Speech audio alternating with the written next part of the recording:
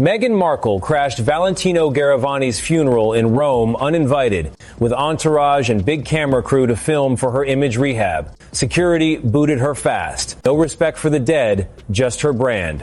Utterly classless. Everyone's talking about how Meghan Markle didn't get an invite to the private funeral in Rome.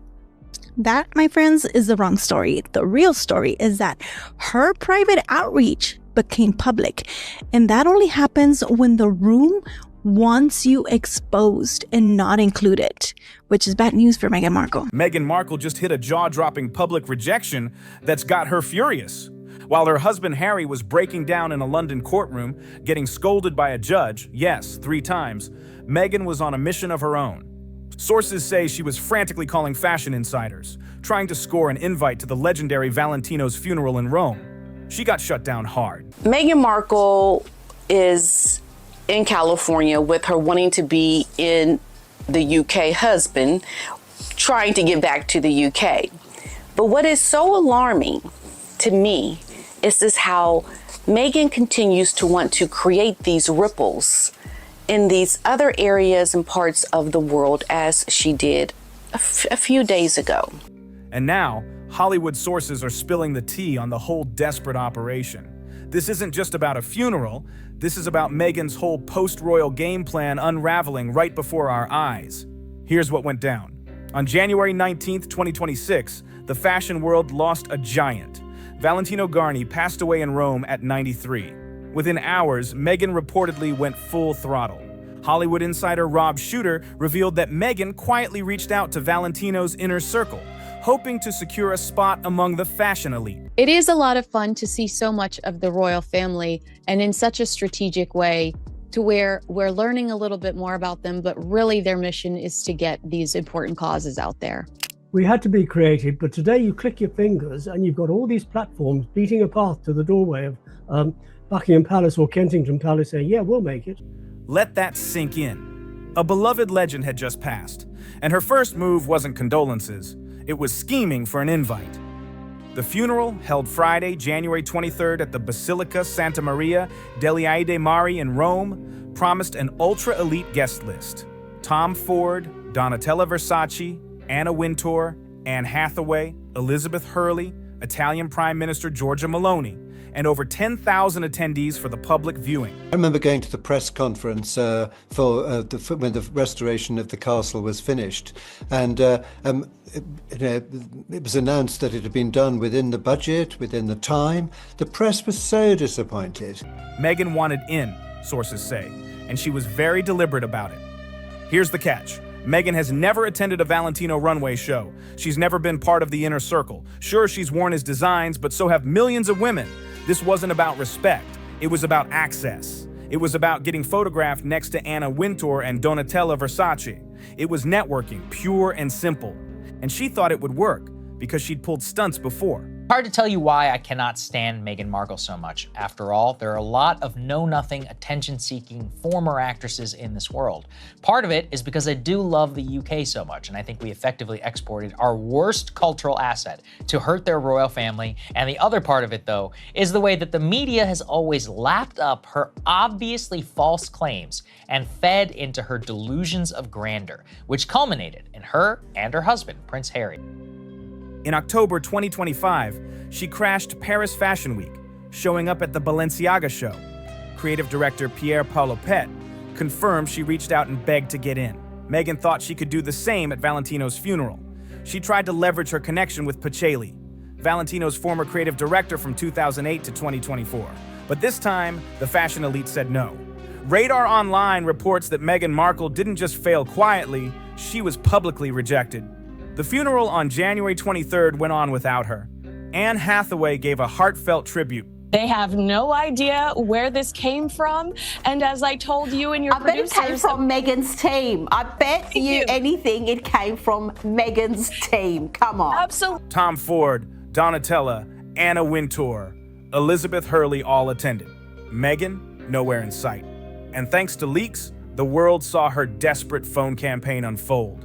Meanwhile, Harry was across the channel in London on January 21st to 22nd, testifying in his lawsuit against a major newspaper. It was rough. Harry took the stand in a privacy case covering articles from 2001 to 2013, long before Meghan entered the picture. Prince Harry nearly broke down in tears in court today, weeping about Meghan Markle's misery. And he was told to stop arguing back by the judge. Well, Prince Harry was giving evidence in his privacy claim against the publisher of the Daily Mail and the Mail on Sunday in the High Court today. He claims illegal phone hacking and privacy invasions, but the courtroom drama was intense, adding fuel to the media storm surrounding the couple. But instead of sticking to evidence, Harry started clashing with defense lawyer Anthony White. Justice Matthew Nicklin had to step in multiple times. The judge told him, "You're doing what lots of litigants do. You tend to argue back. You don't have to bear the burden of arguing the case today." Translation, stop arguing and just answer the questions.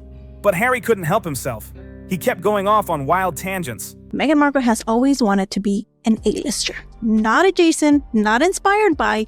She wants to be on the inside.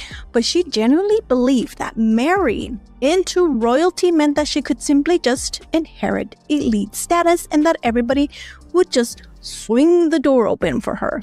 Because the highest circles in Hollywood, royalty, fashion, finance, legacy power, it doesn't matter, your HR department, it will operate under one unbreakable rule. What happens on the inside stays on the inside, and everybody's hush-hush. Nobody talks about it, nobody hints about it, nobody has a source close to will say that they know about it. And then, the courtroom drama went next level. In a case totally unrelated to Meghan, because these articles were written years before they even met, Harry broke down, voice cracking near tears. He told the court, "They continue to come after me. They have made my wife's life an absolute misery." Wait, why is he talking about her in a case about articles from before she even existed in his life? Because even in the courtroom, Meghan's shadow follows him. Harry just can't stop centering her story. He also insisted that his friends never leaked to the press. He claimed his social circle was tight, that journalists like Katie Nicholl and Rebecca English had no real sources. But the photos don't lie. The fashion designer Valentino Garavani once said he knows what women want, quote, "They want to look beautiful." And he helped some of the most famous women in the world achieve exactly that goal. Valentino, as he was simply known, died today at his home in Rome. He was 93 years old. Harry hugging Rebecca English at polo matches tell a different story. Katie Nicholl has been covering high-profile figures for years with real access. Talk about hypocrisy. Harry wrote a 400-page memoir revealing everything: family secrets, private texts, personal dramas, parties with stars, you name it. He commercialized his life for millions, did Oprah, even a 6-hour Netflix documentary. And now he's telling the court the media exploited him. Neither the judge nor the public bought it. And here's the kicker: Meghan didn't even fly to London to back him up. Valentino's work, we're learning today he passed away at the age of 93. Let me start with showing you the announcement and how we heard about this, Reed. This came through on social media just within the last hour or so. It says, Valentino passed away today at his home in Rome, surrounded by his loved ones. It goes on to say that a funeral will take place in Rome at 11 a.m. in the coming days. She was 5,000 miles away in California, making phone calls about a funeral. That says everything about priorities. If you've been following this saga, none of this is shocking. Royal biographer Tom Bower predicted it years ago. Tom Bower wrote Revenge, Meghan, Harry, and the War Between the Windsors. He interviewed over 80 people who knew or worked with Meghan, and he has receipts for everything. For years, Bower has argued Meghan is a social climber who uses people for access. She craves being seen with the elite, but doesn't have the talent to be there. The Valentino funeral stunt? Proof in real time. The fashion world saw Meghan making calls, trying to exploit a designer's end for a photo op, and they said no. Bower sums up her problem bluntly. She's not talented. Those are his words. The stars of fashion in Hollywood pack a basilica in Rome to remember a design icon Valentino. Anna Wintour, Donatella Versace, Tom Ford, Anne Hathaway among those paying their respects at Valentino's funeral today. He died on Monday at the age of 93 at his residence in Rome. Netflix executives reportedly realized this in the first 6 months of working with her. They gave her top producers, a massive budget, creative control, and still nothing compelling came out. Bower says all successful lifestyle personalities share one trait: authenticity. They connect with audiences because people believe them. Everything about Meghan, he argues, is calculated and rehearsed. Modern audiences smell fake instantly. Martha Stewart built an empire from scratch because she was real. Meghan, the opposite, manufactured, desperate, and chasing access. She went through struggles and came back stronger. Look at Ina Garten. She worked her way up from running a tiny specialty food store in the Hamptons. Even Gwyneth Paltrow, who gets roasted constantly for being out of touch, at least has a personality people either love or hate. But Meghan? Seth Doan looks now at Valentino's impact on fashion. His last name was Garavani, but just Valentino was enough to signal elegance, glamour, and that Italian style. Celebrities and royals were among his many muses, red carpets his stages, and that scarlet, or was it poppy, was a signature, his seductive Valentino red. I love beauties, I love making women sensational, glamorous, elegant. She's playing a part, and she's acting like someone she's not, and people see right through it. Tom Bauer called this years ago. He said Meghan would never make it in Hollywood because she's missing the one thing you can't fake: genuine charisma. Bauer also said Harry is totally controlled by Meghan, that he can't make a decision without running it by her first. And what did we see in that courtroom? Harry bringing up Meghan in a case that had nothing to do with her, making his own legal battle all about her feelings. Exactly what Bauer predicted, Bauer's Netflix predictions? Spot on, every single one. He said Netflix would eventually drop them, that Meghan's cooking show would bomb spectacularly, that Americans would tire of the non-stop victim narrative. And what happened? Love, Meghan's show, ranked 1,217 on Netflix, 1,217 out of everything on the platform. Only 2 million views in 4 months. YouTube channels with no celebrities get more than that monthly. The holiday special ranked 1,020th. Absolutely abysmal for someone with supposed global appeal. Netflix realized within 6 months that the $100 million deal was a mistake. Meghan couldn't make content people wanted to watch. She's boring, she's stiff, she's not relatable. Tom Bauer said it best. She's performing, not living. And he also predicted the Paris Fashion Week fiasco, though maybe even he didn't imagine it would be this tone deaf. You're done. This is why the funeral story is so damaging to her. Because here's why this Valentino funeral situation is not just embarrassing for her. It's a career-defining moment, in my opinion, because funerals are sacred territory in elite circles, not just elite circles, in everybody's circle, especially if you have, a close-knit family and you're like, oh yeah, that blah, blah, blah, everybody's very close-knit. But the moment that you see somebody that's not supposed to be there, everybody's like, why are they here? You know what I mean? Everything is handled silently when it comes to funerals, when it comes to elite circles, privately and respectfully, because that's the way people function. If Meghan Markle truly was part of this inner circle, think about it. She wants to be part of it. She thinks she is. She's a wannabe. This is one of two things that would have happened. In October 2025, Meghan filmed herself in Paris at night, cruising in her car along bridges and scenic spots, showing off her luxury lifestyle. She put her feet up on the seat and goofed around near Alma Tunnel, the place where Harry's mother took her last breath in 1997. While being chased by paparazzi, Meghan treated it like a fun tourist moment and posted it to Instagram for the world to see. Prince William was reportedly furious. And honestly, who could blame him? Bauer says this shows Meghan's total lack of self-awareness. She doesn't understand or respect the institution she married into. It's all image and optics with her. And what's next? According to Bauer, it gets even darker. Financial collapse. Harry and Meghan reportedly spent $38 million on failed projects. Their Montecito mortgage is massive. Their lifestyle is sky high, and the money is running out fast. Legal problems. If Harry loses the Daily Mail case, he could be ordered to cover the publisher's legal fees, potentially tens of millions of pounds. That could absolutely bankrupt them. Marriage problems. Harry is reportedly eyeing UK reconciliation. Everything Bauer predicted is unfolding right before our eyes. Poor planning, bad moves, and a lifestyle chasing fame over substance.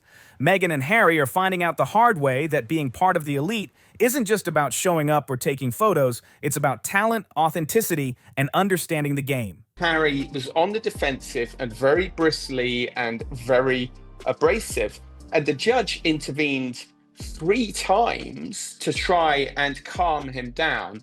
I mean, the first time, which was the one that you showed there, he was actually quite sympathetic, and he was quite like, look, this is my job. I understand that this is a big moment for you, but you're making a mistake that a lot of people make. Let me just tell you, your job now is just to answer these questions. Let your legal team answer the case. And Harry seemed to kind of go, okay, my lord, yeah, whatever. Then he carried on, then he did it again, and then he did it a third time, and it was really bad the third time. So even after all this, Meghan keeps chasing the spotlight like nothing happened. She's obsessed with image, luxury, and making sure people see her in the right places.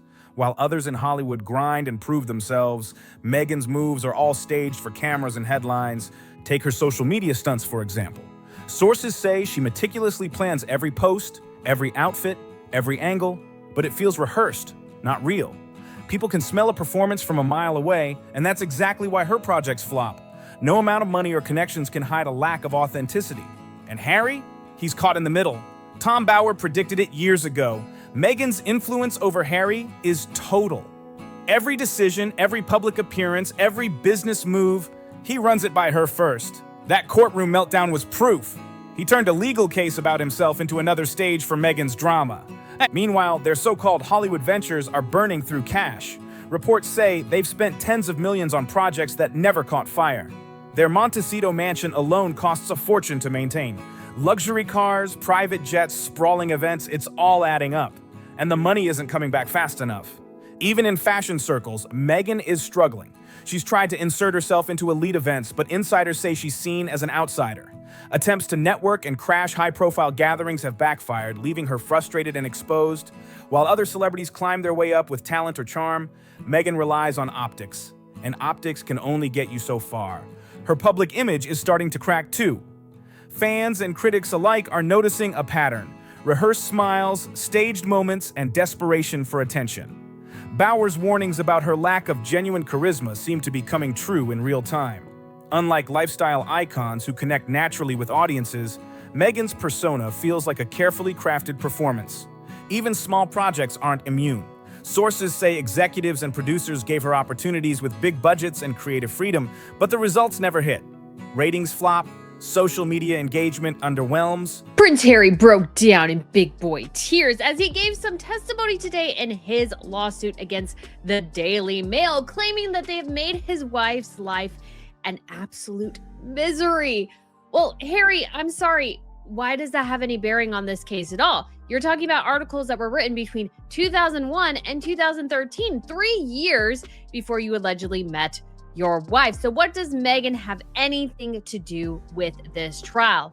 Well, as the answer turns out, it has everything to do with Prince Harry's motivation and his miserable existence right now, because his wife is miserable, she's making his life miserable, and everybody's living in absolute misery. And Harry only has himself to blame, because no matter if he wins this trial or not, he's still going to be miserable. And the narrative of global appeal falters. It's not about money or connections, it's about substance. And that's where Meghan keeps missing the mark. And while the money and projects are tanking, Harry and Meghan reportedly face mounting pressure at home and in their personal lives. Legal battles, failed deals, and public criticism are piling up faster than they can manage. Insiders warn that if they don't adjust course, their finances, reputation, and influence could take serious hits. The takeaway: in the elite world of Hollywood and high society, image and ambition only get you so far. Without talent, authenticity, and the ability to connect with people, even millions of dollars and global attention won't save you. Meghan and Harry are learning that lesson the hard way, and the story is far from over. Harry wants to repair his family ties. Meghan wants Hollywood stardom. She's chasing Fashion Week invites, red carpet appearances, and A-list events. These goals, totally incompatible. And Tom Bauer predicted exactly this. He said the opposite of love isn't hate, it's indifference. Guess what? We've reached that point. People aren't even mad at them anymore. They're just bored. Let's step back and look at the bigger picture. Meghan tried to leverage a designer's end to boost her status. She made calls, worked her connections, and got publicly rejected. The fashion world saw exactly what she was doing and shut the door. Meanwhile, Harry embarrassed himself in court, getting scolded by a judge and breaking down over his wife. Everything Tom Bauer predicted is playing out like clockwork. Netflix canceled her show. Spotify axed their podcast. The fashion world is rejecting her. Hollywood doesn't want her. See the pattern? Meghan invites herself everywhere. Paris Fashion Week, Valentino's funeral, and keeps getting rejected. She exploits connections, she makes everything about her image, and the doors keep closing. Here's the core problem. Harry and Meghan want completely different things. Harry wants to reconcile with family and return to the UK. Meghan wants Hollywood, the fashion elite, and endless A-list events. Those goals don't align, and the tension is only going to get worse. Bauer has been warning us for years that this marriage was heading for crisis, and every week he's proven right. Tom Bauer's predictions aren't minor. They've all come true. He called Netflix failure, Hollywood rejection, and Americans growing tired of the constant victim narrative. And now, the Valentino funeral rejection is the latest proof. Meghan's Hollywood dream is flatlining. Her cooking show bombed. Netflix isn't renewing her big contracts. The fashion elite won't let her in. She's even begging for funeral invitations. Meanwhile, Harry's court drama is a public spectacle. He's arguing with judges and crying about his wife, looking completely foolish. Internationally, their brand is toxic. Nobody wants to work with them. The real question isn't if they'll fail, they already have. The bigger question is how much worse it's going to get before they disappear from the public eye. Every project, every stunt, every drama is reinforcing the same story.